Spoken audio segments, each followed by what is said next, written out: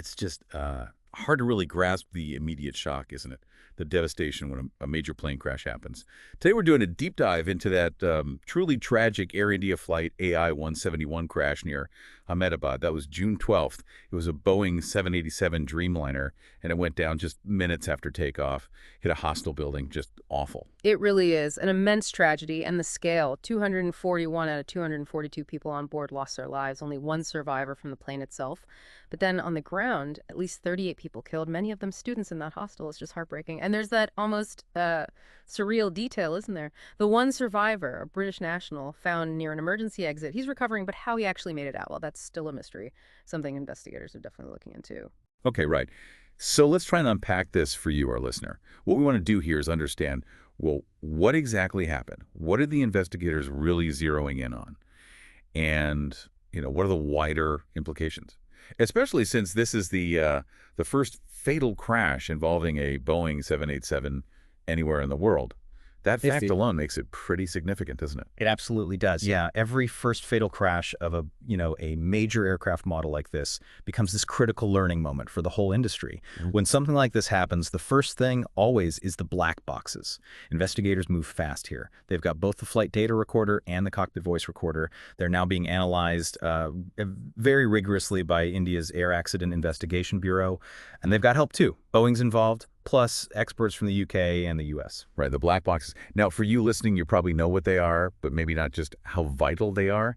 Could you elaborate a bit? Why are they always the absolute first priority? Oh, they're completely central. I mean, the flight data recorder, it tracks every single input, every movement, engine settings, flat positions, altitude, speeds, everything. It gives you that precise second-by-second picture of what the aircraft was doing. But then the cockpit voice recorder, the CVR, that's the human side. It captures the crew's conversations, any warning sounds, alarms, even just the ambient noise in the cockpit. Put them together and, well, that's your foundation for understanding what went wrong.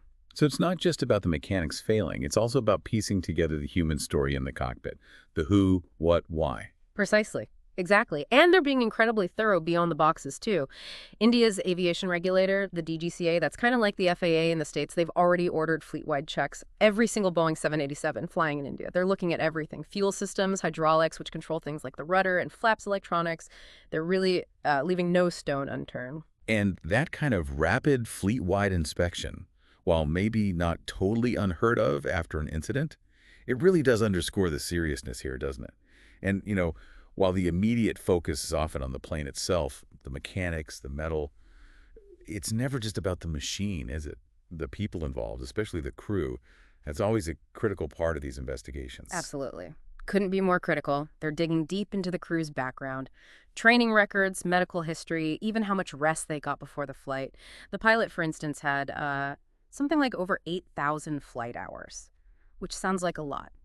But investigators look beyond just the total hours, They'll look at how recently they flew, if they were fully certified and current on the 787 specifically, how they performed in simulators during emergency training. They're trying to reconstruct that human element, the decisions made in those last crucial minutes, looking for any patterns or maybe anomalies. And beyond all the technical details, the human cost just keeps unfolding. It's agonizing. It really hammers home the impact. It really does. Yeah. I mean, think about it. DNA testing is still going on to identify all the victims. So far, only 162 confirmed identifications. It's a slow, painful process, but so necessary for the families waiting for answers.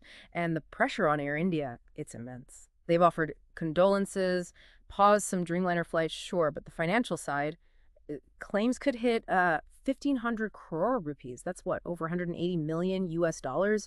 They're working with global reinsurers on that. It's massive. Wow, yeah, 1,500 crore. That's a staggering number. It just shows the layers of impact, doesn't it? Beyond the immediate human tragedy, there's this huge ripple effect. And Boeing, of course, they're right under the microscope, too. Their senior people flew into India pretty much straight away, didn't they? They did, within days. Meeting with Air India, with government officials, pledging full cooperation, which is standard but essential.